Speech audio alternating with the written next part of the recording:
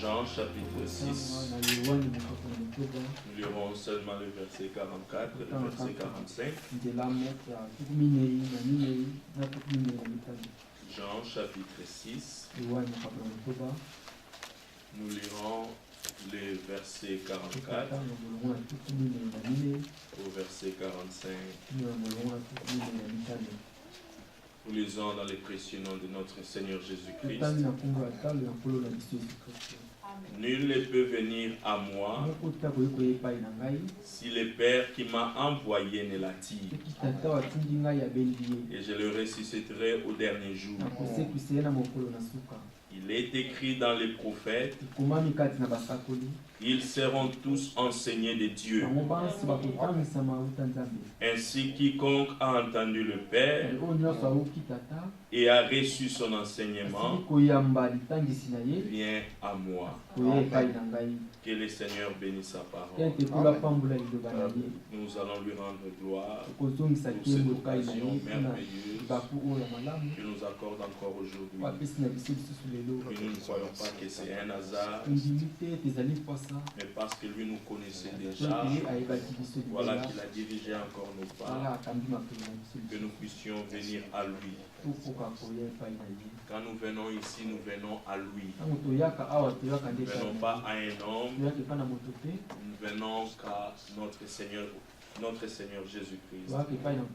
Nous allons lui rendre gloire, lui dire merci pour cette occasion merveilleuse qu'il nous accorde de venir dans sa présence pour écouter sa parole. Chacun de nous élèvera sa voix. Prions au nom de Jésus-Christ. Bien-aimé Seigneur, notre Père Céleste, nous sommes reconnaissants. nous disons merci pour la grâce. Merci. De cette occasion merveilleuse que tu nous accordes encore aujourd'hui. Oui, nous ne voyons pas que c'est un hasard. Toi qui nous as agrégés selon ton amour, mais ta main puissante d'avoir conduit nos pas, ta main puissante a dirigé nos pas, et nous venons dans ta présence pour écouter ta parole. Nous sommes ici pour nous laisser enseigner par toi. Nous sommes ici pour recevoir cette parole que tu as préparée pour nous, Seigneur. Nous sommes ici pour recevoir l'évangile éternel que tu as annoncé toi-même. Ô Seigneur, les apôtres ont annoncé, et aujourd'hui, ce que tu as envoyé nous annonce encore, Seigneur, cet évangile que nous voulons encore écouter aujourd'hui. Un évangile infaillible. Une évangile que toi seul tu as préparé. Oh Seigneur, c'est cette parole incorruptible qui ne change jamais que nous voulons écouter aujourd'hui. Nous ne rassemblons pas devant un homme, Seigneur, ni pour rendre gloire à un homme, mais nous venons dans ta présence, Seigneur, avec cette espérance de recevoir ta parole. L'Écriture dit là où deux ou trois se réunissent à cause de ton nom, tu es là. Oui, nous savons que tu es au milieu de nous. Seigneur, car toi tu es dans ta parole. Et partout où ta parole est annoncée, Seigneur notre Dieu, toi tu es la présence, Seigneur. Nous nous laissons sous ta direction et nous nous abandonnons sous ta puissance, Seigneur. Ouvre les yeux de nos cœurs, Seigneur, que nous puissions comprendre ta parole.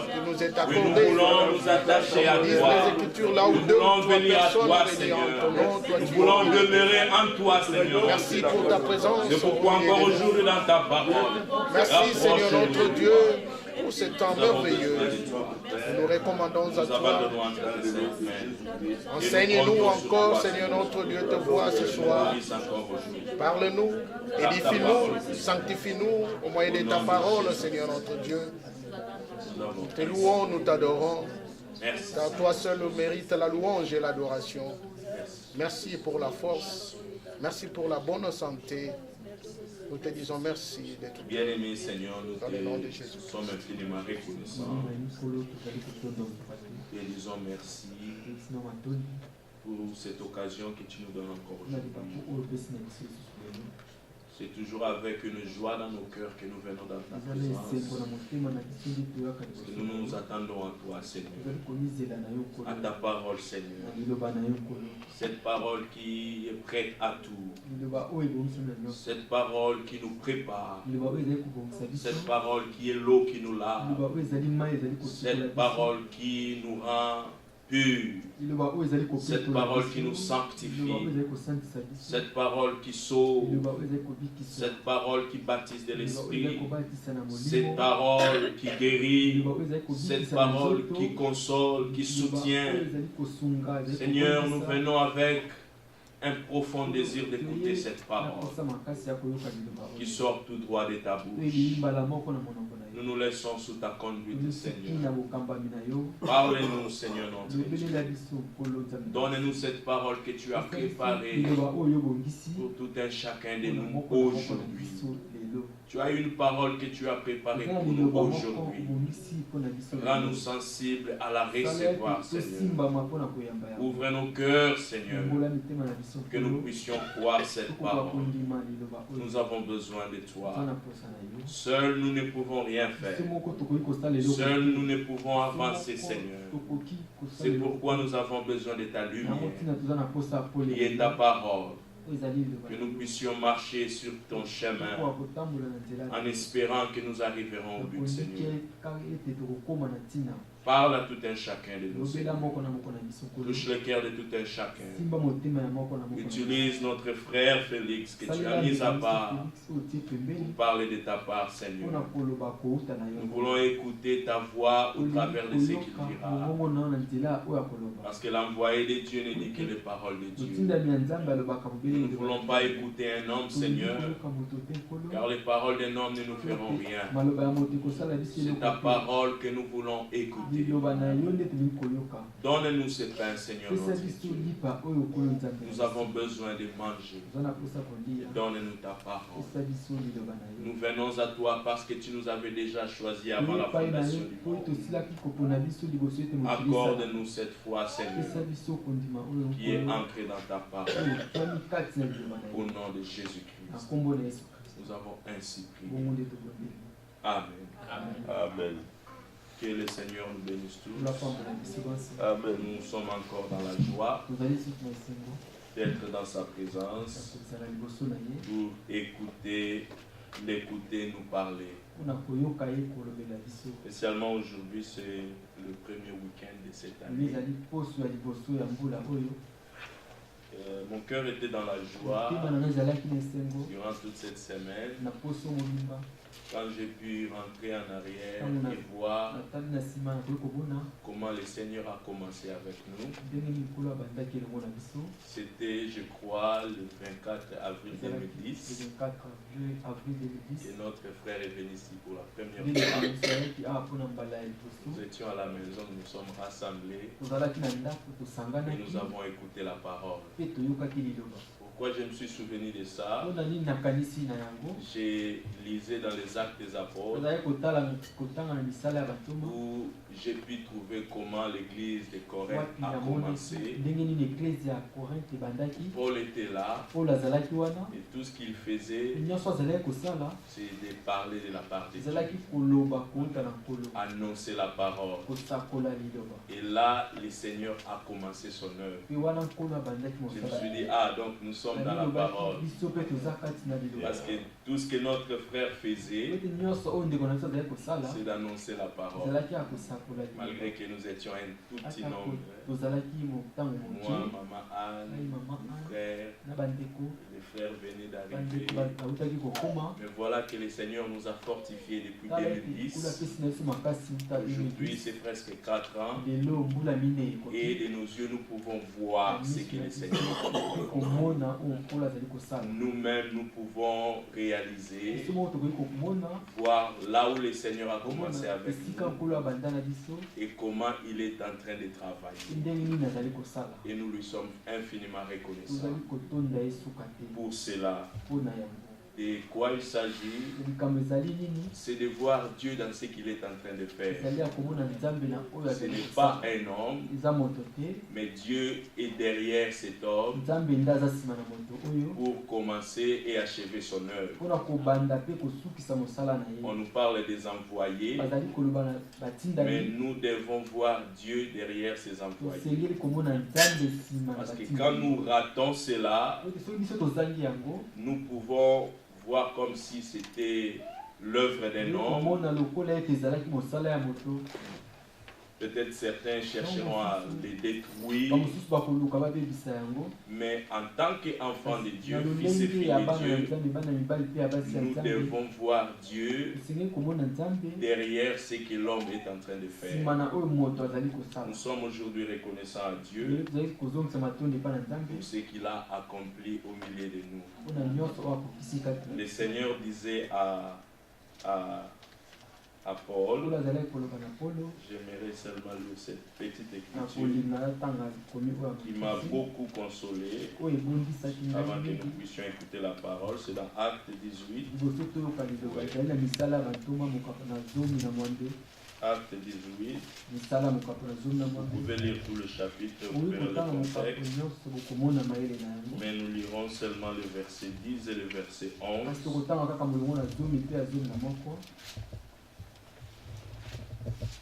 Au verset 9, la Bible dit, Acte 18, 9, le Seigneur dit à Paul en vision pendant la nuit, ne crains point, mais pars et ne te tais point. Amen. Car je suis avec toi et personne ne mettra la main sur toi pour te faire du mal. Pars, car j'ai un peuple nombreux dans cette ville. Amen. Que Dieu bénisse cette parole. Ça nous a beaucoup fait du bien. Car le Seigneur nous connaissait dans cette ville. C'est pourquoi il a amené son serviteur pour parler seulement. On n'a pas fait des choses spéciales. Préparer, inviter les gens. Mais la parole était seulement annoncée. Voilà que le Seigneur a commencé son œuvre. Je n'aimerais pas raconter comment le frère a fini par être ici. Mais nous croyons que tout a été dirigé par notre Seigneur. Et nous nous sommes infiniment reconnaissants. Voilà que nous sommes tous là. Et nous savons d'où nous venons. Et chacun de nous doit s'arrêter à chaque fois pour constater ces changements. Moi, personnellement, j'ai constaté. Quand j'ai cru, et maintenant, qui suis-je? J'ai vu réellement que c'est Dieu qui a commencé. Et l'assurance est que quand lui commence, il achève nécessairement. Amen. C'est cette assurance qui nous conduit. Parce que nous pouvons voir cela dans les Écritures. Que Dieu vous bénisse beaucoup. Amen. Et nous sommes reconnaissants pour ce qu'il est en train de faire au milieu de nous. Nous allons laisser la parole à notre frère Félix. Il viendra pour nous parler de la parole de Dieu.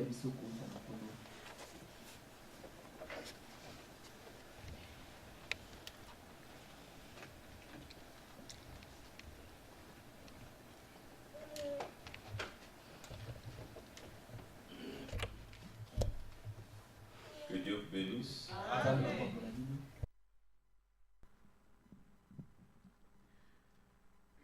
Notre frère Samy qui m'avait dit qu'il ne sera pas avec nous, il devra travailler ce soir. Que notre frère Manuel a des visiteurs, grand frère de la sœur, son épouse. Dieu est merveilleux. Quand nous pouvons voir ce qu'il fait, comment il le fait. Je crois que nous avons les yeux pour voir et aussi les oreilles pour entendre. Il y a notre frère Serge qui m'a signalé que notre frère Serge Théophile, il avait laissé un message qu'il serait à Krefeld. Aujourd'hui, il y a eu une réunion à Krefeld. Il y en aura encore demain. Alors, il avait déjà donné ses salutations. Il ne pourra pas être en ligne comme toujours. Mais comme nous nous sommes réjouis réellement, ce frère a donné le lien de l'internet à beaucoup de gens pour qu'ils puissent écouter la parole jusqu'au Cameroun. Et il y en a qui l'ont appelé pour lui dire de nous saluer, de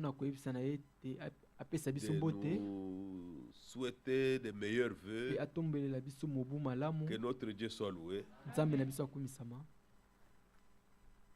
Aujourd'hui, là, j'ai écouté le frère Franck. Combien j'étais heureux. Il a beaucoup insisté sur Matthieu 24:14. Il a parlé longuement en rapport avec son ministère, que cette bonne nouvelle du royaume sera prêchée dans le monde entier pour servir de témoignage. Et ensuite viendra la fin. Alors viendra la fin. Avant que la fin vienne, Dieu devait pourvoir que cet évangile atteigne toutes les nations. Et quand il a pris, regardant l'année 2013, il dit, ne comptez seulement que les grandes villes. Il a fait 88 vols. 88 vols, sans compter les petites villes. Seulement les grandes villes dans le monde entier. 88 vols d'avions, atterrir, décoller et avoir fait environ 320 000 km. Et le 24 décembre, il faisait 80 ans. A conclu 80 ans d'âge et il continue encore par la grâce de Dieu. C'est un ministère qui est lié réellement à ce verset de Matthieu 24:14. Nous n'en connaissons pas beaucoup qui circulent dans le monde et qui sont en mesure d'apporter l'évangile du royaume.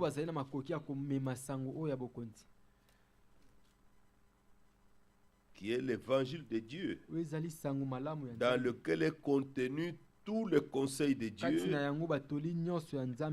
tel que Dieu l'a conçu avant la fondation du monde. Et par la grâce de Dieu, nous pouvons voir comment le Seigneur l'utilise puissamment. Et je dis cela pour que nous puissions savoir que dans le royaume de Dieu, Dieu a toujours, comme nous parlions la fois passée, les modèles pour le peuple de Dieu. Lorsque le Seigneur l'a appelé le 2 avril 1962, le Seigneur lui a donné l'ordre: ne fonde pas des églises locales, des assemblées locales. Et depuis lors, et depuis qu'elle a toujours prêché, il n'y a pas une ville, il n'y a pas un pays où il aurait fait créer une assemblée encore à part l'assemblée locale de Krefeld en Allemagne, là où il est.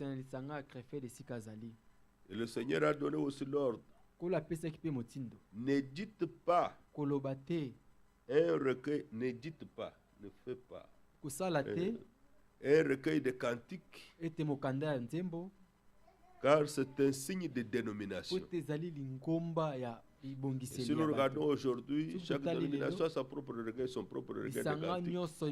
Les Anglicans ont le leur, ainsi de suite. C'est comme cela. Vous comprenez pourquoi, en regardant à cela, nous n'osons pas prendre le risque de créer des groupes par-ci par-là, parce que ça aboutit toujours à la confusion et ça n'accomplit pas l'œuvre de Dieu. Vous savez combien tous ceux qui ont toujours commencé cette histoire-là finissent toujours par se diviser à cause des intérêts. Mais partout il y aura un ministère de la parole, l'Esprit de Dieu peut faire quelque chose. Mais pas à nous à quitter ici, aller créer un groupe là-bas sous notre propre supervision, un groupe là-bas sous notre propre supervision. Dieu ne fait pas ça. Ce sont les instructions du temps de la fin, comme nous le disions la fois passée. L'œuvre de Dieu s'accomplit avec des enseignements, avec la parole prophétique, on sait ce que Dieu fait, et avec des instructions. Du temps de Paul, on venait de rien. Et Dieu l'a utilisé, les églises étaient créées dans chaque ville. Et nous l'avons entendu. Dans chaque ville, il n'y a qu'une seule assemblée. Tout ce que nous voyons aujourd'hui, de gauche à droite, les luthériens ici, les baptistes en face, les méthodistes dans le coin derrière, ce n'est que de la confusion. Ce sont des choses que Dieu n'a pas faites.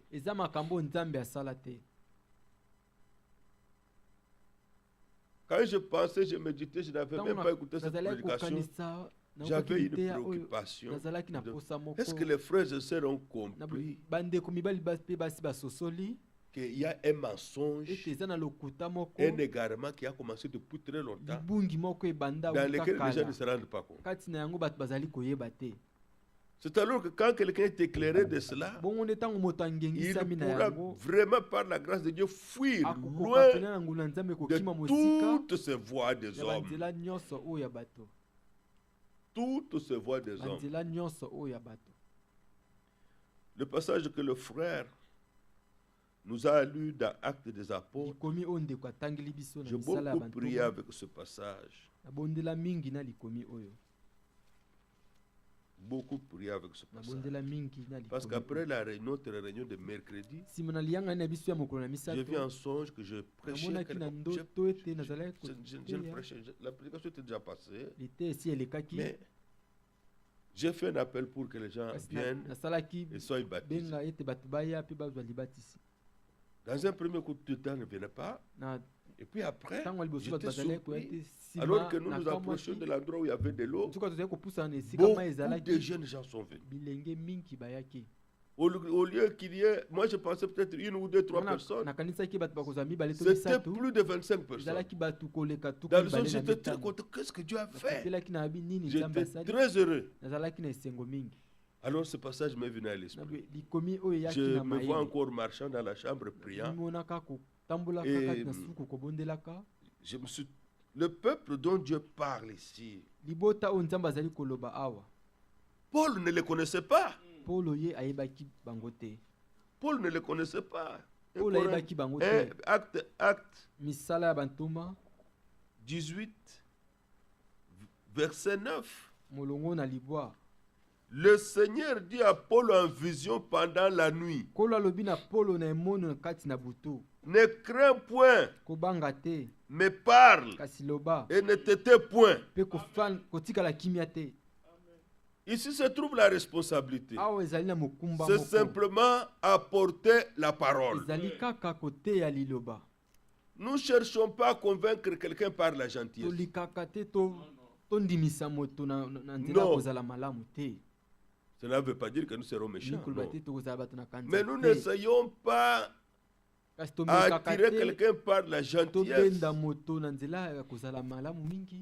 ou une certaine camaraderie fausse, non, ça ne produit pas le fruit divin. Ça produit simplement des hommes liés à un homme. Mais le Seigneur lui dit, toi parle. Et si vous allez plus loin dans Actes des Apôtres, dans Timothée plutôt, il est dit là-bas, prêche à toute occasion, favorable ou non. C'est ainsi que quand nous avions compris ce passage, quand nous avions commencé, toutes les occasions que les frères avaient, les anniversaires, les fêtes, où ils ont accueilli quelqu'un, toujours on invitait un frère pour prêcher, toujours. Parce qu'on savait que ce sont les occasions où les gens viennent et qu'ils aient la possibilité même une fois d'écouter la parole de Dieu. Mais comme elle est une semence, Ecclésiaste dit, tu ne sais pas quand ça portera du fruit. Et c'est comme cela que beaucoup ont participé à ce que Dieu faisait. Verset 10. Car je suis avec toi. Et personne ne mettra la main sur toi pour te faire du mal. Encore de nouveau, toi, parle seulement. Car j'ai un peuple nombreux dans cette ville. Le Seigneur ne dit pas à son serviteur, tu as un peuple nombreux dans cette ville. Non. Ce n'est pas le peuple de Paul. Ce n'est pas le peuple du messager, du pasteur, du docteur, non. C'est un peuple que lui a racheté, pour lequel il a payé le prix. Il les connaît. Il les connaît. Dans Timothée, il est dit, le Seigneur connaît ce qui lui appartiennent. Si les gens savaient ça, nous savions ça, que le Seigneur nous connaît. Combien de soucis tomberaient chaque jour ici? Beaucoup de choses. Vous savez qu'il y a des choses qui nous échappent. Des choses nous échappent à cause de trop de réflexions. Trop de réflexions, trop de trouver des solutions, trop. Nous ne disons pas qu'on ne peut pas réfléchir, non. Mais après avoir fait cela, ramener tout cela à Dieu pour que Dieu accomplisse lui ce qui est dans sa volonté. On serait vraiment des hommes en paix et bien engagés pour le Seigneur. As-tu déjà réalisé que Dieu te connaît? Je ne pense pas. Ou si on le sait, mais un tout petit peu. Et si même parfois juste un petit sentiment. Parce que lorsqu'on sait que Dieu nous connaît, ça amène le repos. Amen. Le repos. Le repos dans la foi. Le repos dans la foi. Même dans la vie de tous les jours, ça amène le repos. Moïse, quand il prie, il dit au Seigneur dans Exode 33, tu m'as dit que je te connais par ton nom.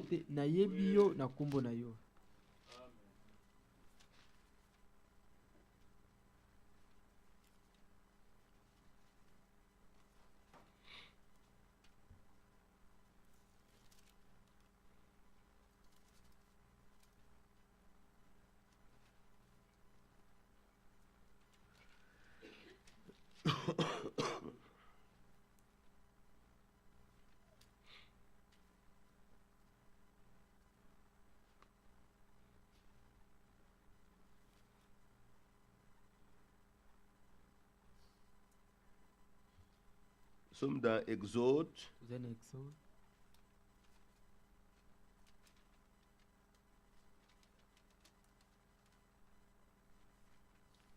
verset 12.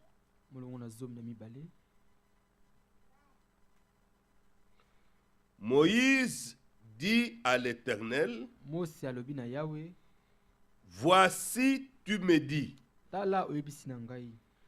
fais monter ce peuple et tu ne me fais pas connaître qui tu enverras avec moi. Cependant, tu as dit, je te connais par ton nom. Avez-vous entendu? Et tu as trouvé grâce à mes yeux. Il est fondé sur quelque chose de sûr.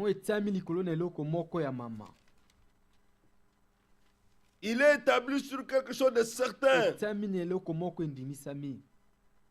Cependant, tu as dit, je te connais par ton nom et tu as trouvé grâce à mes yeux. Frère ou sœur, Dieu te connaît. Et tu attrapes des problèmes, Dieu t'abandonne. Oui. C'est pas possible.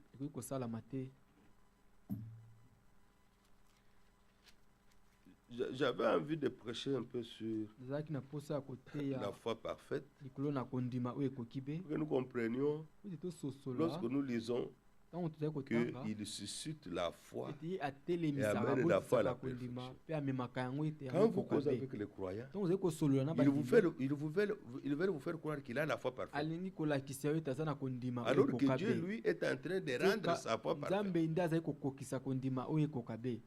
Quand tu lui montres que tu n'es pas encore arrivé à la foi parfaite, il croit que tu ne crois pas. Alors il se défend, il veut vous prouver qu'il croit. Nous parlons seulement du langage biblique. Dieu dit qu'il suscite la foi et qu'il amène lui-même cette foi à la perfection. Et s'il est en train d'amener la foi à la perfection, c'est que vous n'avez pas encore la foi parfaite. Et si vous n'avez pas la foi parfaite, vous devrez chaque jour vous attendre qu'il fasse quelque chose. Alors à quoi ça sert de se débattre pour prouver que tu as la foi? C'est que peut-être que ce que vous possédez n'est pas la vraie foi. La vraie foi, Dieu est en train de la perfectionner. Et lorsque vous entendez la foi parfaite, vous avez l'impression que c'est quelque chose d'extraordinaire. J'ai parlé à une soeur parvenue, j'ai dit, vous allez constater que lorsque vous croyez, vous ne vous rendez même pas compte que vous avez cru.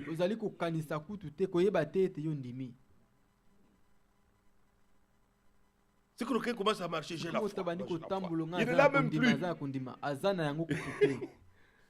La foi doit devenir simplement comme la façon dont nous vivons tous les jours.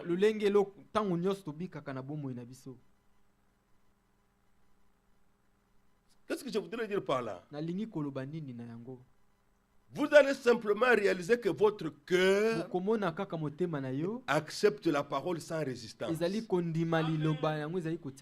Pas n'importe quelle parole. La parole écrite. Je vais vous montrer quelque chose. Il est dit dans Marc 16. Voici les miracles qui accompagneront ceux qui auront cru. À mon nom, ils prieront pour les malades et les malades seront guéris. C'est comme ça? Vous voyez? J'ai vu les gens hésiter. Il y a des gens qui disent, bon, comme c'est le frère Félix qui l'a dit, c'est comme ça. Maintenant, quand je pose la question, je dis non, ce n'est pas comme ça. Vous voyez, c'est ça. L'écriture n'est pas dit. Ils prieront pour les malades. Non. Pour ce verset-là, il est dit, ils imposeront. Dans ce verset, le Seigneur n'a pas parlé de prier. Il n'a pas parlé de prier. Ce qui veut dire que si la foi parfaite aurait pris place, on t'impose la main au nom du Seigneur. La personne est guérie. C'est tout. Mais puisque la foi parfaite n'a pas encore pris place, il y a tous nos efforts là de prier. Tout cela est là. On ne peut pas s'en soustraire maintenant. Pierre était déjà arrivé à ce point. Il arrive au temple. Un paralytique était là, à la belle porte. Il demande l'homme, frère, aidez-moi, s'il vous plaît. Demandez l'argent. Pierre n'a pas dit à Jean, frère, on ne lui a pas dit, pousse-toi un peu, nous allons prier un instant. Agenouille-toi, ou bien nous nous agenouillons. Pierre n'a pas fait toutes ces cérémonies. Lisez Acte 3. Il lui parle directement, l'action de Dieu était là. Il dit, je n'ai ni or ni argent. Il n'en avait pas. Mais ce que j'ai, je te le donne. Au nom de Jésus-Christ de Nazareth, lève-toi et marche. Lui-même le tient à la main et le met debout.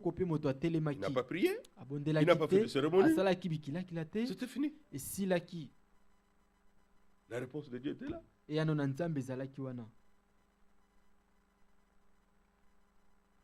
C'est pourquoi nous devons réellement croire la parole de Dieu et connaître l'action de Dieu et ne pas aussi nous laisser tromper.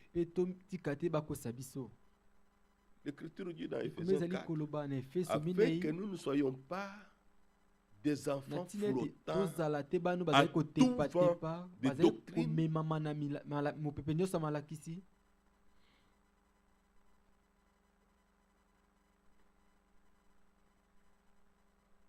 C'est ainsi que toutes ces remarques sont vraiment nécessaires pour que nous sachions qu'est-ce que Dieu fait. Nous devons arriver à ce point, mais c'est pour bientôt. Dans Marc 11 au verset 23, il est dit, c'est ça, c'est sur cela, c'est sur base de cela que l'apôtre Pierre, le Seigneur l'a utilisé puissamment en cela. Là-bas à la belle porte. Mais là-bas il est dit, je vous le dis en vérité, si quelqu'un dit à cette montagne, parce qu'il leur avait dit, ayez foi en Dieu. Au verset 22. Mais si quelqu'un dit je vous le dis en vérité, si quelqu'un dit à cette montagne, dit à la montagne. Il n'a pas dit prie la montagne. Ôte-toi de là. Jette-toi dans la mer. Et s'il ne doute point en son cœur, mais croit que ce qu'il dit arrive, il le verra s'accomplir.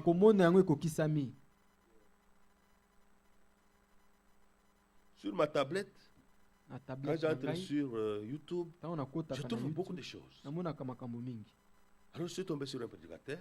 Je n'aime pas citer des noms. Alors, c'était partout.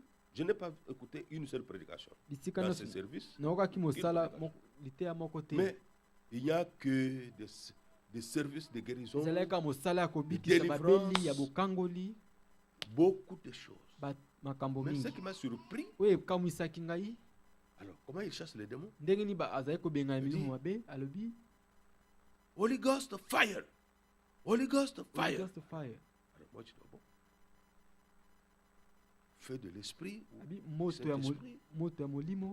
Alors, ailleurs ils ont des petites bouteilles avec de l'eau. Et il y a une publicité là-bas. L'eau went, l'eau avec onction.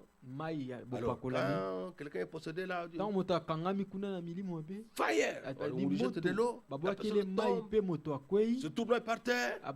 Je crois que beaucoup de gens suivent ce genre de choses. Beaucoup de gens suivent ce genre.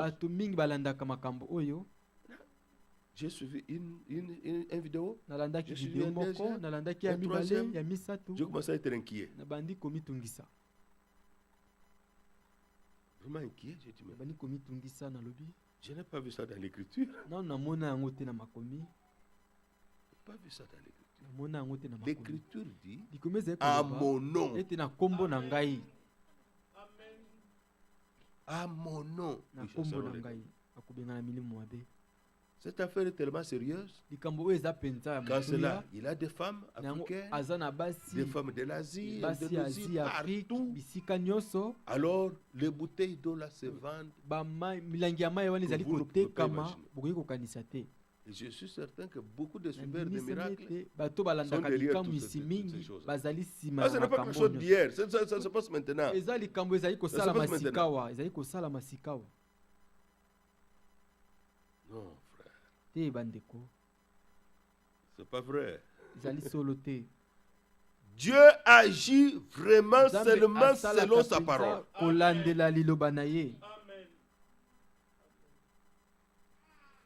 C'est comme ça.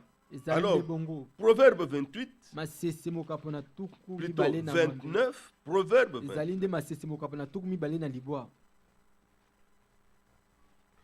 au verset 18.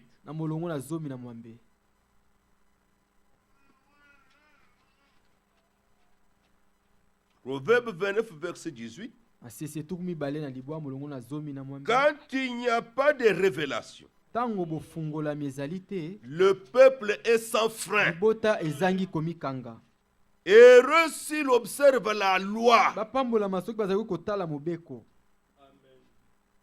Ceux qui ont la Bible en anglais, j'ai pris ma Bible pour voir. Il est écrit, quand il n'y a pas de vision prophétique, le peuple est sans frein. Lorsqu'on peut avoir la pensée de Dieu, le conseil de Dieu, la volonté de Dieu, quand cela manque, le peuple est sans frein. C'est comme ça que les gens font ce qu'ils pensent. Être juste. Ils pensent faire ce qui est correct. Ils pensent faire ce qui peut plaire à Dieu. Et on voit beaucoup de choses. Beaucoup de choses.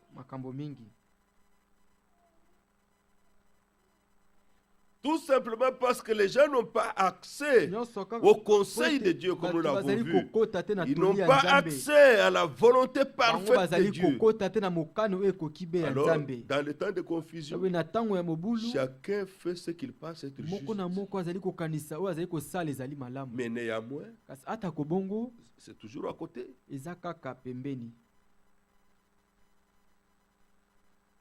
Lorsque nous lisons, je voudrais que vous puissiez par la grâce de Dieu saisir pourquoi Dieu a dirigé les choses, établi la volonté de restaurer toutes choses. Ce n'est pas un c'est ce que je pensais. Avons-nous réalisé que la destruction est trop grande? La destruction est trop grande dans le monde des religions. Vous n'avez pas encore compris le danger dans lequel vous étiez dans la dénomination, le danger dans lequel vous étiez dans les groupes libres. Toutes ces choses, la tromperie et la destruction de votre foi étaient trop grandes.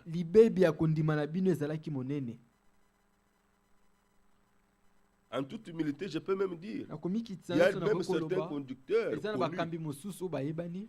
Le temps qu'on les a connus, ils étaient déjà égarés. Déjà. Vous êtes adhéré à eux longtemps après. Mais quand quelqu'un est déjà égaré, vous l'avez adhéré à lui, vous étiez déjà égaré avec lui. Parce que sa direction était déjà fausse. Fausse, depuis longtemps. Nous en connaissons. Vous pouvez pas, il faut vraiment que Dieu fasse grâce. Je me rappelle un jour, cela m'était vraiment, je pleurais. C'était un jour du 1er janvier 1981. Je pleurais. Les gens ont fêté, moi je ne suis pas allé là. Pour réaliser combien Dieu est vraiment merveilleux. Il peut garder les gens en dehors de toute fausseté de beaucoup de choses.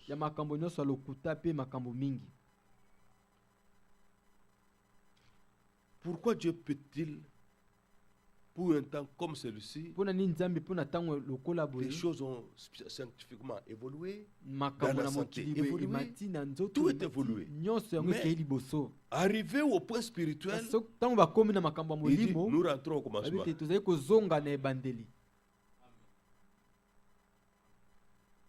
Nous rentrons au commencement. Il s'engage en cela. Premièrement, je voudrais vous montrer ça. Regardez dans Malachie 4. Là, si Dieu vous fait grâce de le voir, vous serez les gens les mieux établis. Regardez dans le verset 5. Et 6, il dit, voici, je vous enverrai Élie le prophète. C'est lui. Dieu là, c'est le Seigneur. Ce n'est pas une église. Ce n'est pas le conseil mondial des églises. Avant que le jour du Seigneur vienne, arrive, ce jour grand et redoutable.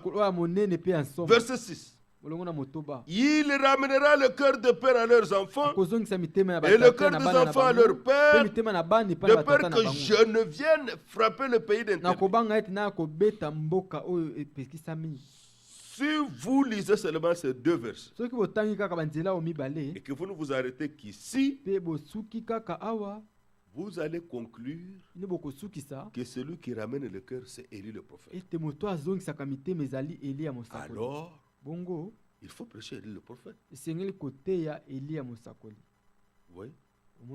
Si vous ne vous arrêtez qu'à ces deux versets, vous n'aurez pas trouvé la pensée de Dieu. Alors, vous serez tombé dans le même piège que tous ceux qui crient montagne, colline, partout, de gauche à droite, nord au sud, sont tombés dans ce piège. Alors, nous devons rentrer. Regardez les passages correspondants. Regardez là où Dieu a parlé de la même chose. Quelle était sa pensée? Êtes-vous prêts? Nous étions autrefois dans un roi. Allons dans un roi au chapitre 18. Alors rapidement, nous devons méditer la parole dans les détails.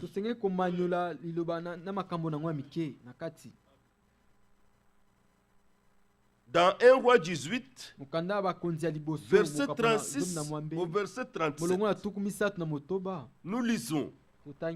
Au moment de la présentation de l'offrande, Élie le prophète s'avança et dit, Éternel Dieu d'Abraham, d'Isaac et d'Israël, que l'on sache aujourd'hui que tu es Dieu en Israël, que je suis ton serviteur et que je fais toutes ces choses par ta parole. Réponds-moi, Éternel, réponds-moi, afin que ce peuple reconnaisse que c'est toi, Éternel, qui est Dieu, et que c'est toi qui ramène leur cœur.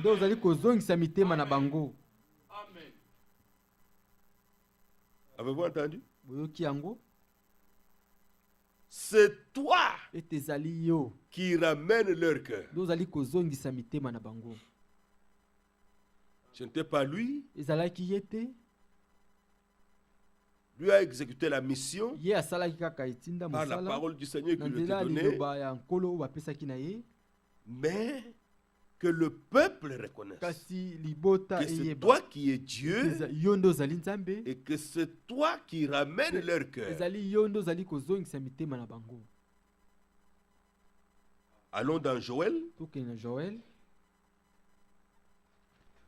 Passage que nous avons déjà lu aussi, Joël 2.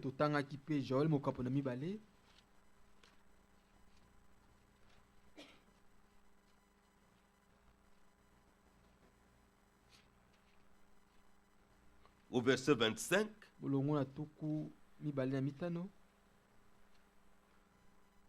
Je vous remplacerai.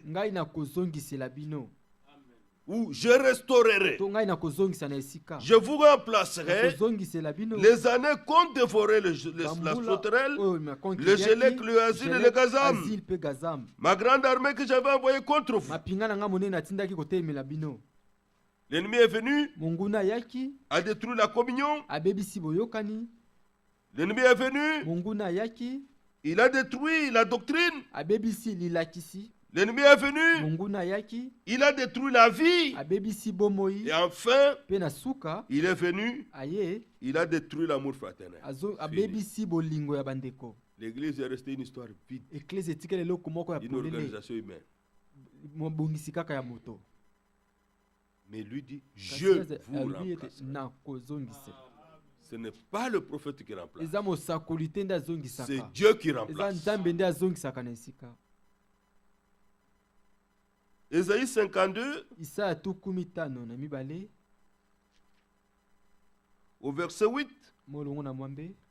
La voix de tes sentinelles retentit. Elles élèvent la voix. Elles poussent ensemble des cris d'allégresse.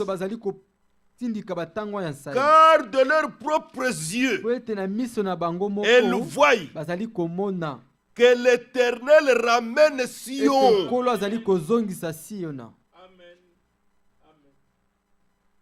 Mais la question demeure. C'est quand même écrit. Il ramènera le cœur. C'est quand même écrit. Quand vous allez dans Marc 9, le Seigneur dit, oui, Élie viendra, rétablira toutes choses. Mais c'est quand même dit comme cela. Comment résoudre cela maintenant? Pour qu'on ne puisse pas s'égarer et qu'on soit toujours dans la même passe. Je remercie Dieu.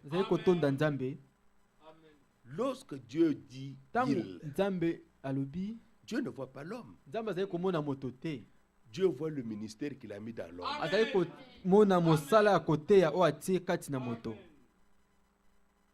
Dieu n'utilise pas l'homme charnel. Dieu utilise toujours le don qu'il a mis dans la personne.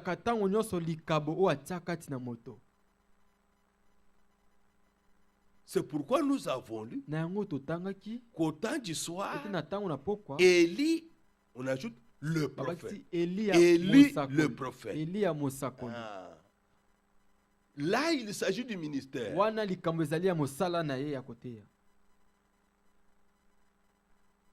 Maintenant, le malheur de nous, de beaucoup d'hommes, beaucoup de gens, c'est quand ils voient un ministère, ils voient seulement l'individu. C'est ce que mon frère disait tout à l'heure.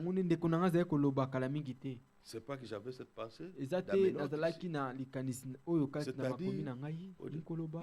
quand vous voyez celui que Dieu utilise, allez au-delà de l'homme. Allez au-delà de l'homme. Vous verrez qu'il s'agit de Dieu. Vous verrez qu'il s'agit de l'Esprit de Dieu. Alors, vous échapperez à l'idolâtrie. Vous échapperez à beaucoup de choses. Des regards humains, de la façon de voir humaine. Vous voyez? La tendance actuelle, j'ai écouté même sur Internet, beaucoup de prédicateurs disent, vous n'aurez pas encore un Pierre aujourd'hui. Vous n'aurez pas encore un Paul aujourd'hui. C'est nous ici que vous avez aujourd'hui. Il faut faire attention. C'est-à-dire quoi? En disant ça, tu veux dire quoi? Tu vois? Maintenant, à ce point, oui, c'est vrai qu'ils ne sont plus. C'est vrai que ceux sont là. Mais il faut faire attention. Qu'est-ce que tu attends? Tu veux quoi? Ce que nous voulons, c'est que le peuple de Dieu sache que Dieu utilise toujours les hommes, mais pas l'homme, mais le don qu'il a mis dans l'homme.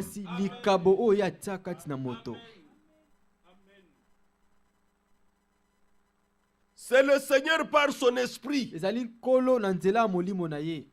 1 Corinthiens 12.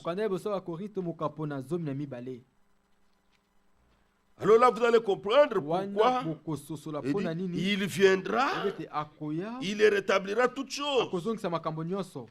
1 Corinthiens 12, verset 4. Il y a diversité de dons, mais le même esprit. Dites Amen. Les dons ne sont jamais les dons d'un homme. Ce sont les dons de l'esprit. Diversité des ministères, verset 5. Mais le même Seigneur. Les ministères dépendent du Seigneur. Le patron, c'est lui.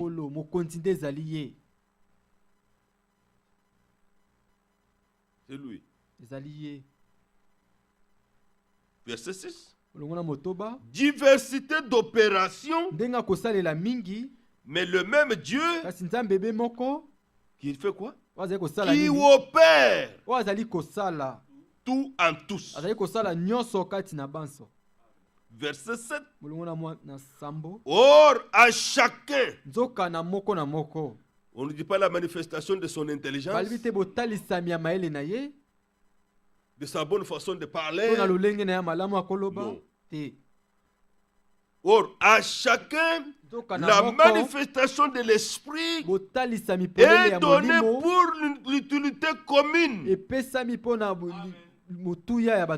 Verset 11. Un seul et même esprit opère toutes ces choses, les distribuant à chacun en particulier comme la personne a demandé. Lisez bien. Ne demandez jamais les dons. Jamais. Ne demandez pas les dons. Vous pouvez crier ici jusqu'hier, jusque demain, après-demain. Seigneur, fais-moi prophète. Tu ne le feras pas.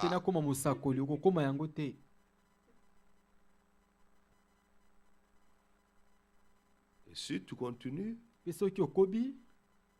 tu persistes, le diable va te oindre avec les esprits de divination.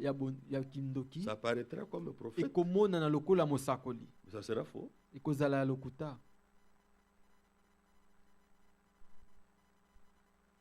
L'esprit les distribue à chacun en particulier comme il veut. Comme il veut. C'est pourquoi les dons sont déjà en vous là. Les dons sont déjà en vous. Les dons n'attendent que d'être touchés par la lumière de Dieu, l'Esprit de Dieu pour éclater, c'est tout. C'est ainsi que dans l'église, nous ne fabriquons pas les dons, nous observons. Qui a reçu ça de la part de Dieu? Qui a reçu ça de la part de Dieu? Les dons, nous les reconnaissons. Mais les dons, lorsqu'ils sont reçus, ils doivent être gardés dans la parole. C'est ce que nous enseignons tout le conseil de Dieu, pour qu'avec les dons, vous pouvez vous égarer même avec votre don. Avec votre don là, vous vous égarez. Ceux qui ont reçu les dons de vision, n'ont-ils pas commencé à prophétiser dans chaque maison?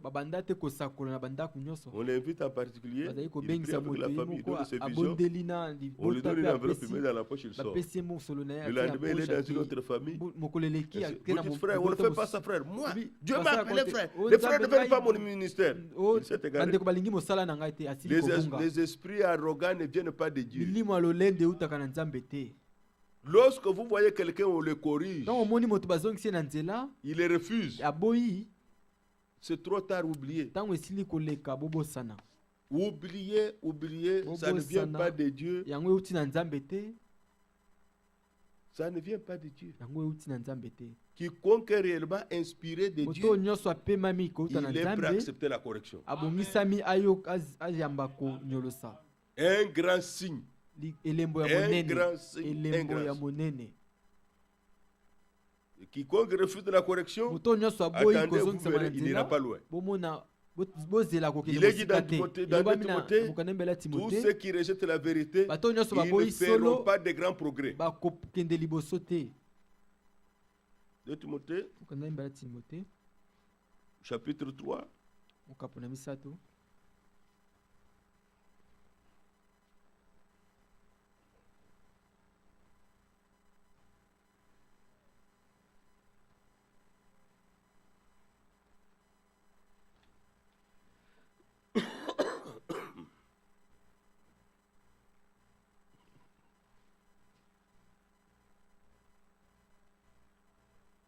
Vous êtes là?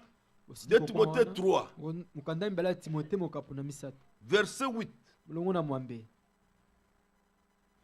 De même que Janès et Jambres s'opposèrent à Moïse, les 2 magiciens qui étaient avec Pharaon, qui ont jeté leur bâton. Ce sont les 2 là.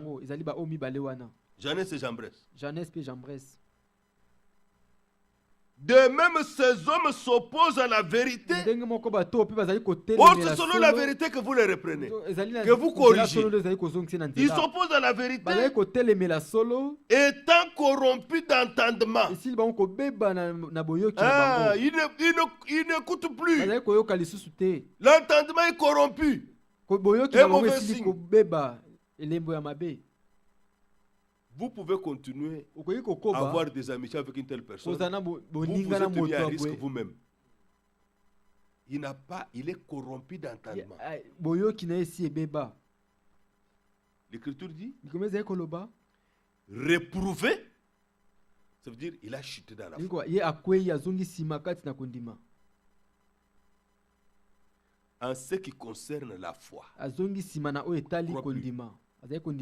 celui qui croit ne peut pas rejeter la vérité. Verset 9. Qu'est-ce que le Seigneur dit? Rappelez-vous toujours Proverbe 29, 18. Quand il n'y a pas de révélation, le peuple est sans frère. Maintenant regardez la suite. La révélation que Dieu dit ici, un discernement clair. Mais ils ne feront pas de plus grands progrès. Est-ce que vous avez vu ça? Or, si vous lisez ailleurs, Paul dit à Timothée que tes progrès soient évidents pour tous. Qu'est-ce qu'il dit à Timothée? Je ne vais pas trop vous faire bouger. Mais si vous le notez, vous pouvez le noter. 1 Timothée 4, verset 13. Jusqu'à ce que je vienne, applique-toi à la lecture, à l'exhortation, à l'enseignement. Il faut lire la parole de Dieu. Méditer la parole de Dieu régulièrement. Et alors, si tu es appelé à exhorter, exhorte. Enseigne, enseigne. Verset 15. Occupe-toi de ces choses. Donne-toi tout entier à elle, afin que tes progrès soient évidents pour tous. Amen.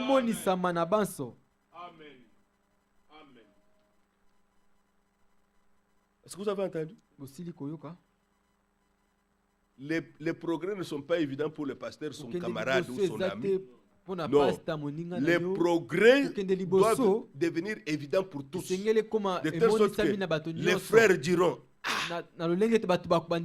voyons que Dieu bénit notre frère. Les sœurs regardent, Dieu bénit notre frère. Les progrès sont évidents pour tous les frères. Mais si vous voyez que quelqu'un ne se réjouit pas des progrès, les bénédictions que Dieu est en train d'accorder à nos frères, l'esprit de jalousie n'existe pas dans l'église de Jésus-Christ. Non. Non. Ça n'existe pas. Mais ici, on dit qu'à Timothée, que tes progrès soient évidents pour tous. Ah, c'est pourquoi nous sommes seulement dans une observation. Comment les frères progressent dans la foi. Ah, vous pensez qu'on est là simplement comme ça? Non. On prie, on observe. On prie, on écoute. Quand on cause, quand les problèmes se posent, comment les frères perçoivent les choses. Alors vous connaîtrez, vous savez qu'il y a dans la Bible, il n'y a pas seulement les dons de langue, il y a pas seulement les dons de prophétie, il y a aussi les dons de gouverner. Oui. Et Romains 12, allez lire là-bas. Il y a le don de gouverner. Quelqu'un qui n'a pas le don de gouverner ne peut pas être ancien. Pourquoi? Parce que ce qu'il apprendra, il courra de gauche à droite. Les sœurs, parce que si vous allez dans les proverbes, le roi écoute plus qu'il ne parle. Il y a des qualités qui sont liées à... Si le roi est toujours...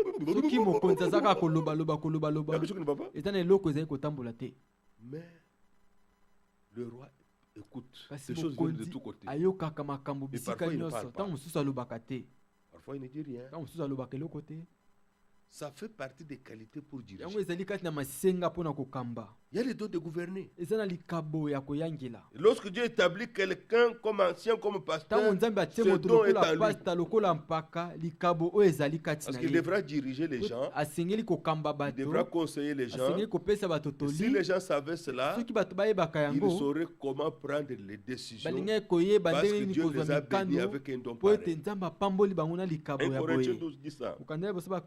Maintenant, remarquez que ces gens ne feront pas de plus grands progrès. Spirituellement parlant, ils n'iront nulle part. Mes frères, mais c'est quand même notre frère. Moi, je ne comprends pas. Il ne fera pas de plus grands progrès. Sa marche s'est déjà arrêtée. Ils ne feront pas de plus grands progrès. Il y a des frères, ils lisent ça, ils pensent que c'est pour les dénominations. Mais ça, ce n'est pas pour nous. C'est pour les dénominationnels. C'est pour les païens. C'est pas les païens. Pas les païens. On dit bien que ces gens, ils ont l'apparence de la piété. Mais rien, ce qui en fait la force, c'est la parole de Dieu. Ici, il est dit, mais ils ne feront pas de plus grands progrès, car leur folie sera manifeste pour tous, comme le fut celui de ces deux hommes. Ces deux hommes avaient peut-être étonné beaucoup Pharaon. Mais quand ils se sont rencontrés avec Moïse, ce jour-là, c'était la fin. Dites Amen. C'était la fin.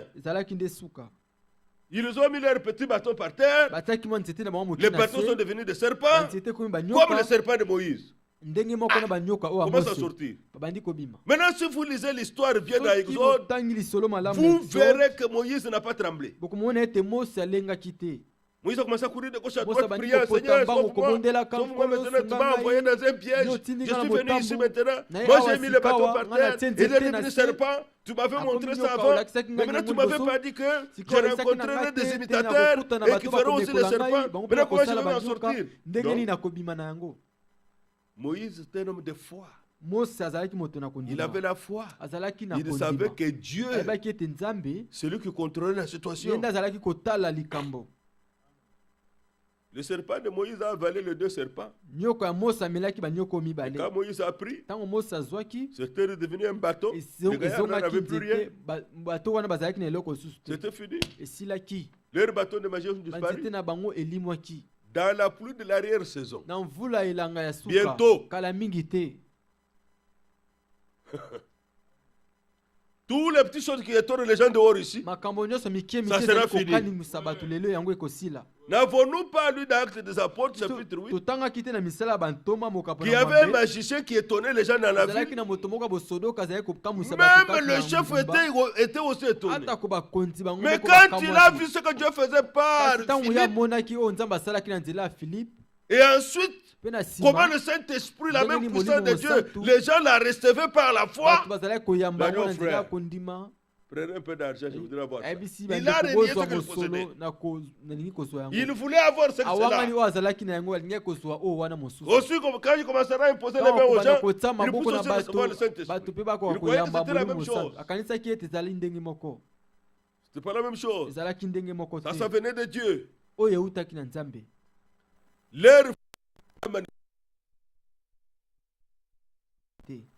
Leur euphorie sera manifeste bientôt. Que Dieu soit loué. Ça, c'est merveilleux. Maintenant, Dieu a ordonné la restauration de toutes choses parce que la destruction était très grande. Le diable a tout détruit, la parole, les enseignements, les pratiques. Lisons la parole de Dieu pour le voir avec la parole de Dieu. Actes des Apôtres, commençons avec le Nouveau Testament. Nous allons lire le passage de l'Ancien Testament. Actes chapitre 20, verset 29 à 30. Je sais qu'il s'introduira parmi vous après mon départ. Quand il n'y a pas de révélation, le peuple s'enfreint. Ici, Paul parle, les choses n'ont pas encore eu lieu.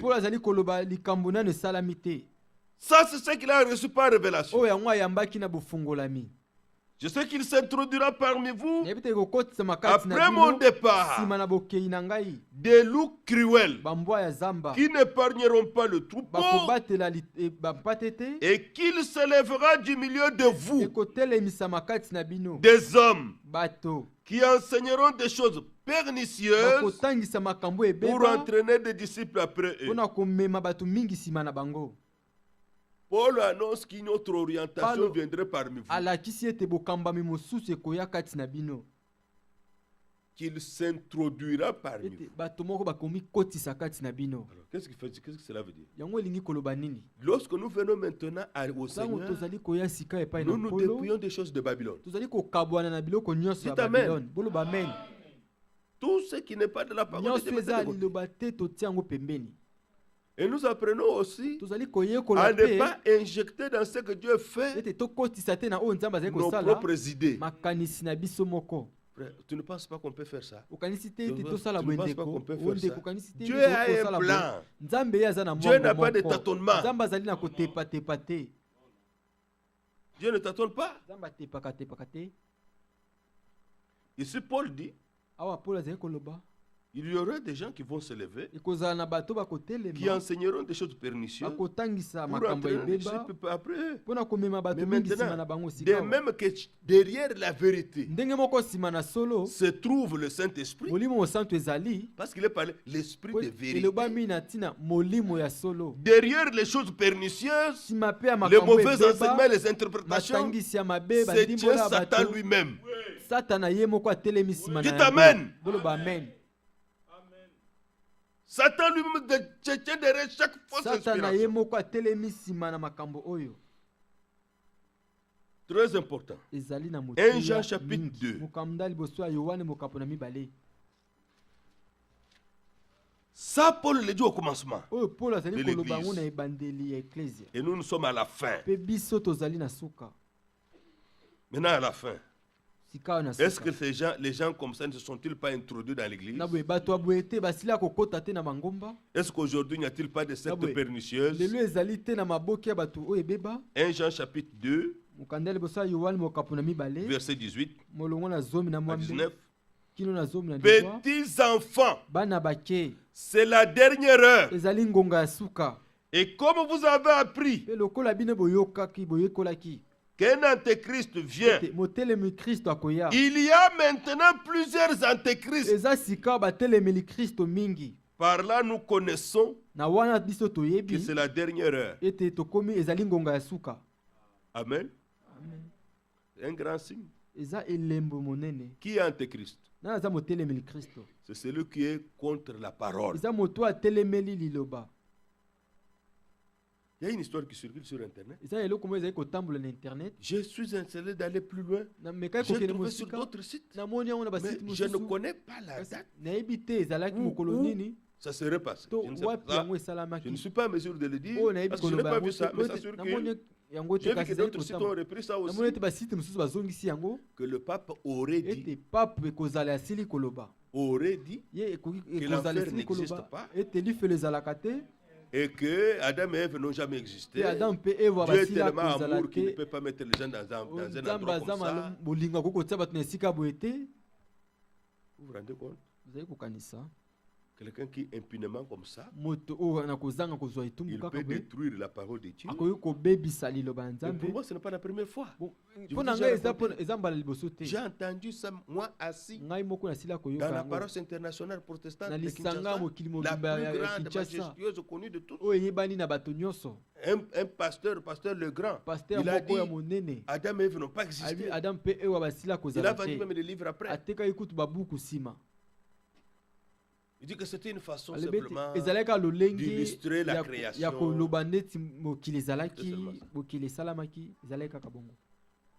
Quand quelqu'un se donne le plaisir de contredire l'écriture, c'est l'antéchrist lui-même. Parce que Christ est la parole.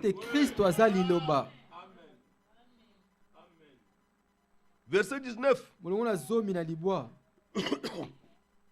Ces gens ne sont pas des païens. Ils sont sortis du milieu de nous. Mais ils n'étaient pas des nôtres. Quel discernement devrait être avec nous? Mais ils n'étaient pas des nôtres. Car s'ils avaient été des nôtres, ils seraient demeurés avec nous. Un critère important. Nous sommes 133. Il est doux et agréable aux frères de demeurer ensemble. Un vrai frère, une vraie sœur sentirait toujours le désir d'être avec d'autres frères et sœurs qu'il a connus.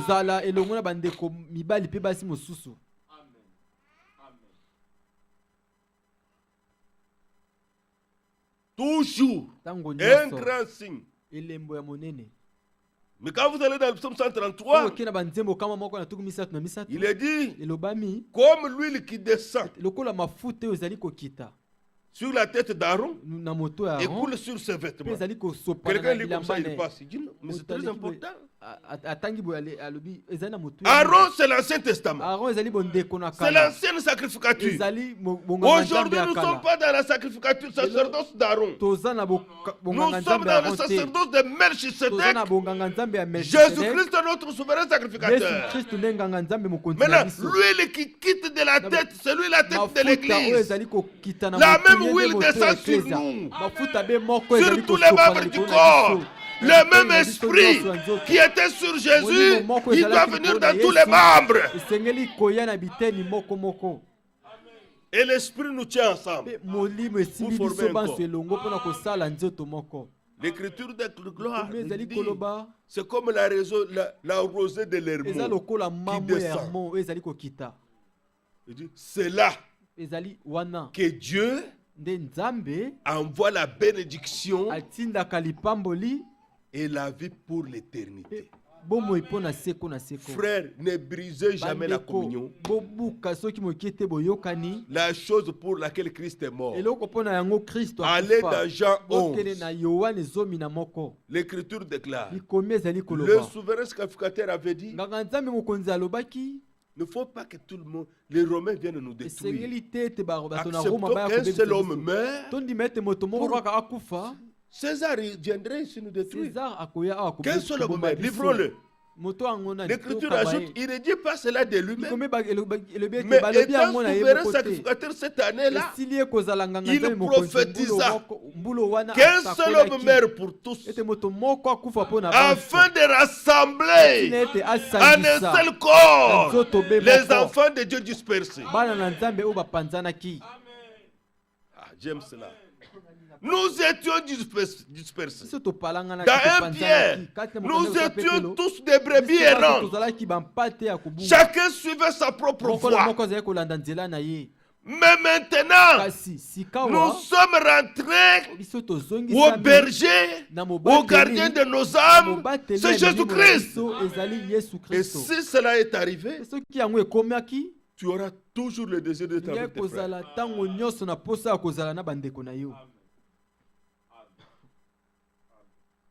C'est merveilleux. C'est le résultat. Pendant que Dieu lui rassemble, d'autres se séparent.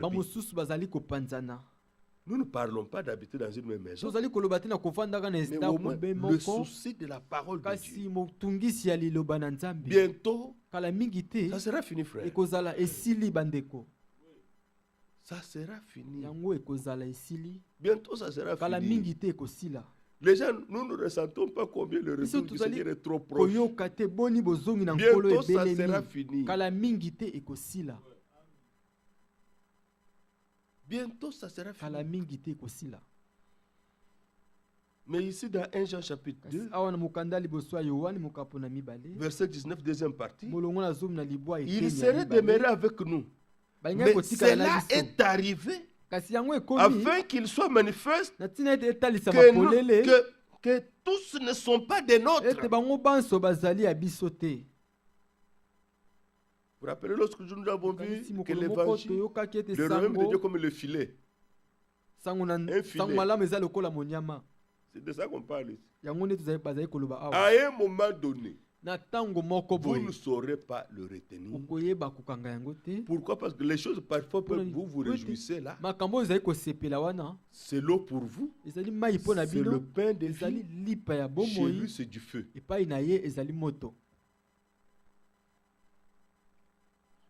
La parole de Dieu est pour les uns la nourriture. À un moment donné, c'est comme l'eau fraîche. La parole de Dieu. Quelque part, il est dit dans Jérémie, un marteau qui brise le roc. Lorsqu'il trouve un cœur dur, ce que vous vous réjouissez là, lui entend des coups. Il reçoit des coups graves par la parole de Dieu. C'est comme ça que ça se présente. Un autre, c'est l'épée de l'esprit. Lorsqu'il écoute la parole, vous vous réjouissez, vous êtes content. Mais lui, c'est comme si on lui coupait. On lui coupait. S'il n'est pas de Dieu, il dit, je ne viens pas de Dieu. C'est que le frère l'a dit, ça me blesse. Lui a reçu les coups d'épée et il est mortellement blessé. On a vu les gens dans l'église venir, on prêche, on montre les corbeaux, comment ils se comportent, comment les aigles se comportent. Il sort dehors et dit, je ne viendrai plus. On traite les gens comme des corbeaux. Mais on a parlé des aigles aussi. Comment lui ne se sent pas aigle, lui s'identifie toujours qu'il était un corbeau. Oui, oui. C'est vrai. Ce sont des cas réels. Montre comment les aigles se comportent, comment les corbeaux se comportent. L'église termine. Lui, il dit, on nous a injurié que nous sommes des corbeaux. C'est tout ce qui le concernait, lui. Bien-aimés frères, bien-aimés sœurs, c'est de cela qu'il s'agit. Dieu a montré le degré de destruction. Il dit, on avait annoncé un seul. Maintenant, il y en a plusieurs contre la parole de Dieu. Alors, allons dans le psaume pour finir. Pour aller plus vite. Nous allons bientôt terminer. Psaume 74.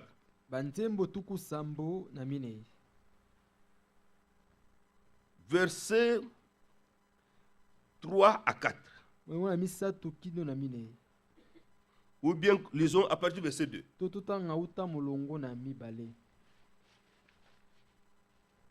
Psaume 74, verset 2 à 4. Regardez quelle vision prophétique cet homme a. Souviens-toi de ton peuple. En allemand, c'est ton église. Ton assemblée. Que tu as acquis autrefois. Dans Acte 20, il nous a acquis par son sang. Que tu as racheté comme la tribu de ton héritage. Souviens-toi de la montagne de Sion où tu faisais ta résidence. Porte tes pas vers ces lieux constamment dévastés. L'église de Dieu reçoit toujours les attaques de l'ennemi. Mais le Seigneur a déjà dit, les portes du séjour de mort ne prévaudront pas contre elle. L'ennemi a tout ravagé dans le sanctuaire. Pourquoi je disais, le langage de Dieu, Dieu parle de destruction, dévasté. Mais beaucoup ne se sont pas encore rendus compte. Quand tu vois toutes les églises, les bâtiments beaux, mais ils ne voient pas combien la foi est détruite. La foi est détruite. Sont détruits. L'ennemi a tout ravagé dans le sanctuaire. Verset 4. Tes adversaires ont rugi au milieu de ton temple. Ils ont même parlé comme des lions. Il n'y a que le lion qui rugit. Le lion rugissant. Ils ont rugi dans la maison de Dieu. Ils ont établi pour signe leur signe à eux. Oh, le signe que quelqu'un a reçu le Saint-Esprit, c'est qu'il parle en langue. Leur propre signe à eux. Oh, pour que la femme, une femme puisse prier vraiment devant Dieu, il faut qu'elle ait un mouchoir de tête blanc. Ils ont mis leur propre signe à eux. D'autres sont allés même au niveau des uniformes. Ils ont des robes là et des choses. Leur propre signe, c'est par là qu'on les reconnaît. Il y a encore beaucoup d'autres choses qu'on peut dire. Dieu l'a déjà dit à l'avance. Mais quand Dieu voit la destruction, prenez Lamentation de Jérémie. Lamentation de Jérémie au chapitre 4. À partir du verset 1. Et quoi? L'or a perdu son éclat. L'or pur est altéré. Les pierres du sanctuaire sont dispersées. Qu'est-ce que ça veut dire? C'est détruit. Au coin de toutes les rues, les nobles fils de Sion, il a fait de nous des princes, des rois. Les nobles fils de Sion, estimés à l'égal de l'or pur, sont regardés, hélas, comme des vases de terre, ouvrage des mains du potier. N'est-ce pas le mépris qu'il y a aujourd'hui? Qu'est-ce qu'il représente? Il ne représente rien. Le verset 3. Les chacals même présentent la mamelle et allaitent leurs petits. Dieu prend même une bête pour montrer qu'une bête prend soin des petits enfants. Quand ils veulent avoir leur tété, le chacal même le donne. Mais la fille de mon peuple est devenue cruelle, comme les autruches du désert. L'autruche piétine ce petit. Verset 4. La langue du nourrisson s'attache à son palais. Il n'y a même plus de lait, le lait pur. Comme Pierre dit dans 1 Pierre 2, verset 2. Comme des enfants. Désirez le lait spirituel et pur afin que vous croissiez pour le salut. Il dit, desséchés par la soif, les enfants demandent du pain. Et le Seigneur nous a dit, dites, donne-nous notre pain quotidien. Et personne ne leur en donne. Il n'y a plus de parole. Il n'y a pas le lait. Et nous savons. Paul dit aux Corinthiens, je ne vous ai pas donné la nourriture solide. Je vous ai donné du lait. Même dans les choses, excusez-moi, des choses simples, fondamentales. Tout est détruit. Il n'y en a même plus. Vous pouvez vous imaginer autrefois. Il n'y a que peut-être maman ici qui peut savoir. On a connu des groupes là qui sont devenus plusieurs choses après. On allait aussi prier avec eux. Beaucoup de visions dans cette chose. Vous priez, vous demandez pardon. On dit, bon, maintenant c'est le temps de repentance. Vous demandez, les gens même pleurent, demandent pardon pour leur péché. Un pauvre petit prophète se lève, soi-disant, et dit, oh je vois après que les gens aient prié comme si on balayait. Et il y a les herbes qui sont restées. Il faut encore que les gens se répandent. Les gens prient encore. Un autre se lève là-bas et dit, j'ai vu comme si. Vous allez prier 4 fois, 3 fois pour demander pardon. La Bible dit, 1 Jean chapitre 2, l'Écriture dit, si nous avons péché, nous avons un avocat auprès du Père. Jésus-Christ le juste. Et l'Écriture dit clairement que si nous confessons nos péchés, il est fidèle et juste. Nous n'avons pas besoin de vision là-dessus. Pour nous les pardonner et pour nous purifier de toute iniquité. Nous recevons le pardon de la même manière que nous recevons le salut. C'est-à-dire par la foi.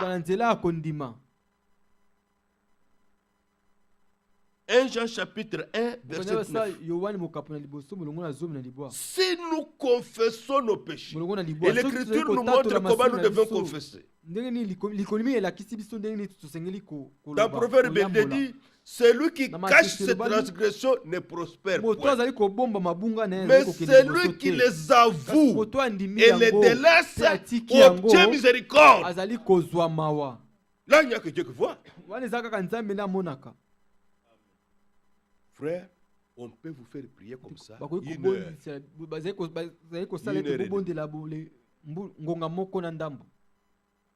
Les gens deviennent incrédules même là.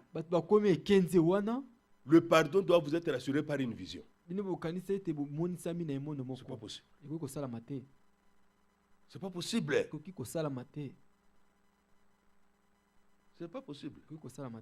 C'est anti-biblique. Lorsque vous êtes sincère et touché au fond de vous-même, demandez pardon à Dieu.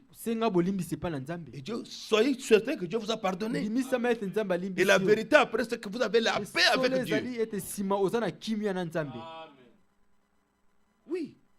Dieu purifiera votre conscience de toute œuvre morte afin que vous puissiez servir le Dieu vivant. Ça ne dépend pas d'un songe de quelqu'un. Ça ne dépend pas d'une vision de quelqu'un. Alors le comble, c'est qu'un jour, alors, on a prophétisé sur un prédicateur. Regarde, on a vu le prédicateur. Oh, on a vu. On l'a décrit d'ailleurs d'une manière bizarre. J'étais assis juste à côté de lui. J'étais à côté de lui.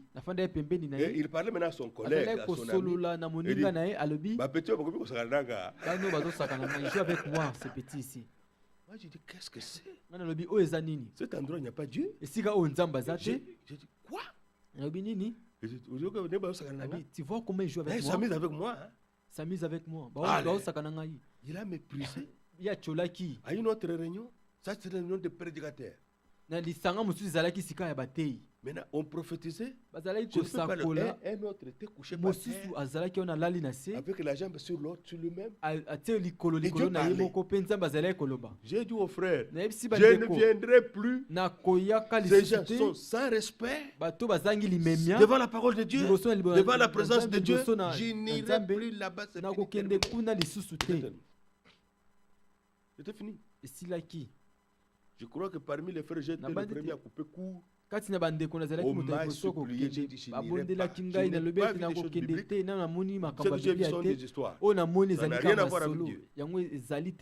ils sont tous dispersés. Oui. Là où on ne respecte pas la parole de Dieu. Mais vous voyez ici, les enfants ont faim, ils n'ont pas le pain, ils n'ont même pas le lait. Verset 5. Ceux qui se nourrissaient des mains délicates périssent dans les rues. Ceux qui étaient élevés dans la pourpre embrassent des fumiers. C'est comme ça que sont devenus les enfants de Dieu. Ils cherchent la bonne nourriture spirituelle. Il n'y en a pas. Seulement dans les saletés.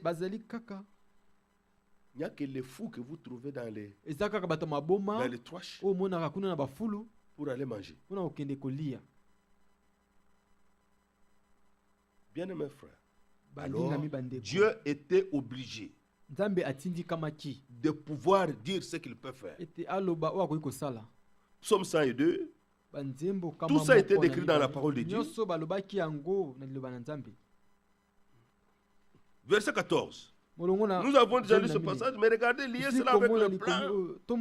Le psalmiste chante et glorifie le Seigneur pour son plan du salut. David dit, tu t'élèveras, tu auras pitié de Sion. N'as-tu pas eu pitié de nous? Car le temps d'avoir pitié d'elle, le temps fixé, est à son terme.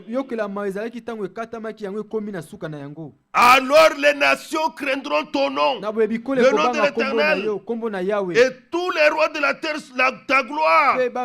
Oui, le Seigneur rebâtira Sion. Il se montrera dans sa gloire. On a détruit, mais le Seigneur rebâtira. Maintenant, lorsqu'il dit Élie ramènera. Non. Nous comprenons qu'il s'agit de l'Esprit de Dieu. Dieu utilisant le don, ce qui lui appartient à lui, alors il nous ramène. C'est comme ça que dans le temps où nous nous trouvons, Dieu a accompli Malachie 4:5. Il a établi, rétabli.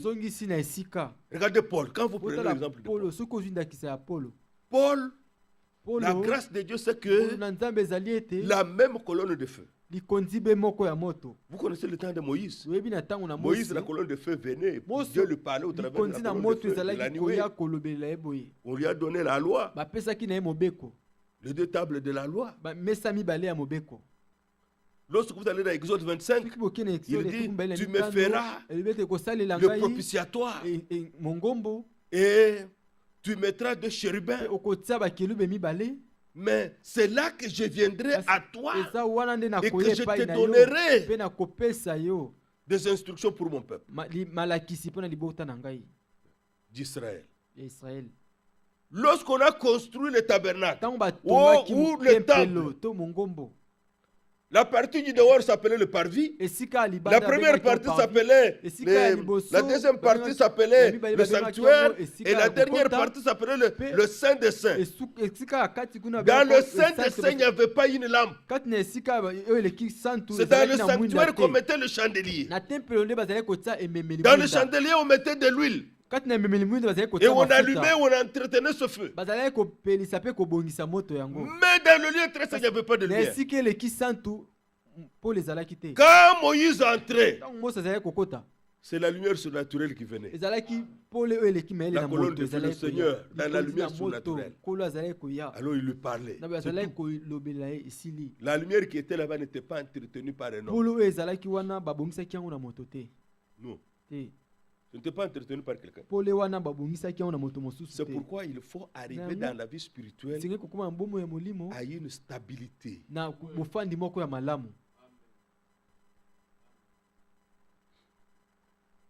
Lorsque vous êtes encore de l'autre côté, le chandelier, l'huile, on devait toujours rajouter. Et puis, couper les mèches pour qu'il n'y ait pas de fumée. Vous avez déjà entretenu une lampe d'huile. Vous ne connaissez pas ça. Vous êtes né dans le courant et vous cantez dans le courant. Quand le langage là est parlé, vous ne savez pas. Quand on a été au village, vous avez vu vraiment, on a pris une boîte de lait qu'on a déjà bu, et puis on a mis de l'huile, on a mis un tissu, on a fait, puis on allume. Et on a étudié même avec des lampes comme ça. Avec la fumée, tout ça. Mais aussi longtemps qu'il y a l'huile. Ça donne bien. Mais quand le tissu là, brûle. Ça devient charbon. Il faut couper. Il faut entretenir. Même les lampes à pétrole. Il faut entretenir. Parce qu'à un moment donné, le verre là devient noir. Alors, le Seigneur a dit dans Matthieu 25, préparez vos lampes. Mais ça, c'est un type de chrétien. Il faut toujours les entretenir. Vous oubliez longtemps, le feu s'éteint, on allume. C'est comme cela. Ça montre simplement qu'il est un peu en marche. Mais il faut passer cette étape. Pourquoi? Parce que autrefois, il n'y avait que le souverain sacrificateur qui allait dans le quand Christ est mort, Dieu a déchiré le voile là. Ce qui était interdit à tout le monde était maintenant autorisé à tout le monde. Personne n'a le droit de rester de l'autre côté. Si tu es de l'autre côté, tu meurs. Il faut entrer. Et là-bas, il n'y a pas de lumière à entretenir. Là-bas, Dieu se révèle lui-même. Alors, qu'est-ce que nous avons lu au commencement, Jean 6? Ils seront tous enseignés de Dieu. Dans Ésaïe, il est dit, tous tes fils seront disciples du Seigneur. Ils seront enseignés par le Seigneur lui-même. Ce qui reste en vous, c'est ce que vous pouvez recevoir par l'Esprit. Ce que vous pouvez recevoir par révélation. Tout ce que vous recevez par intelligence ne vous aidera pas. Il faut que le Seigneur, par l'Esprit, grave ses promesses dans notre cœur, sa parole dans notre cœur, parce que la nouvelle alliance dit, je mettrai mes lois dans leur esprit, je les écrirai dans leur cœur. Paul dit dans 2 Corinthiens, il a écrit par l'Esprit. Que Dieu Tout-Puissant puisse nous accorder des expériences spirituelles. Dieu était obligé alors d'ordonner à un temps fixé qu'il y ait la reconstruction, qu'il y ait le rétablissement, la restauration de la maison de Dieu.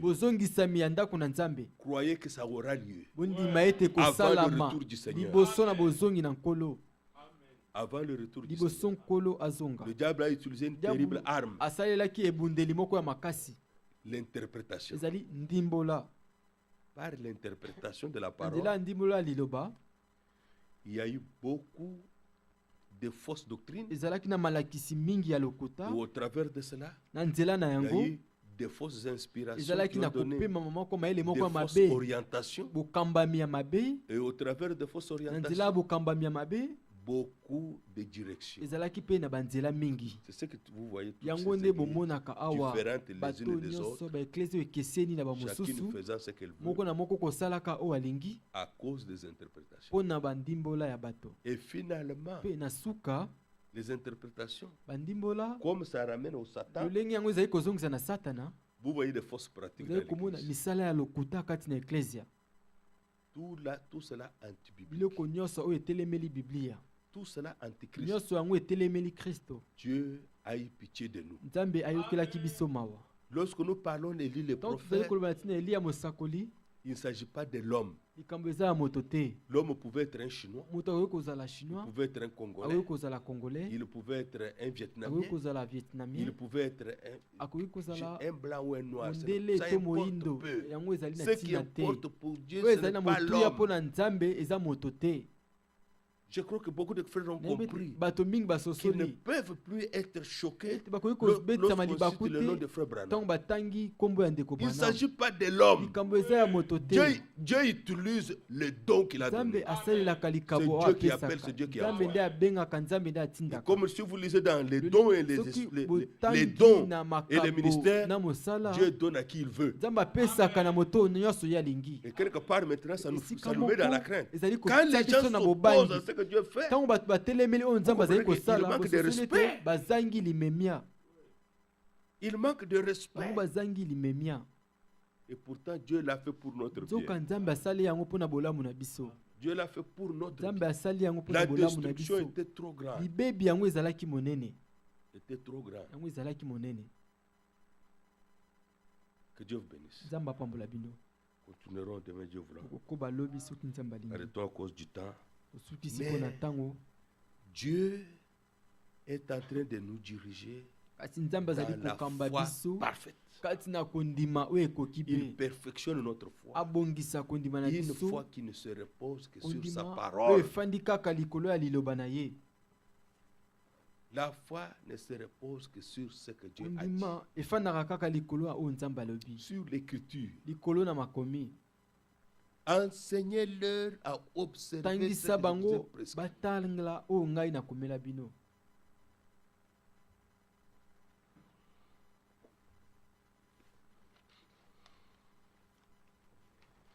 Nous allons chanter et remercier Dieu. Chantons le 96. Ô vers minuit,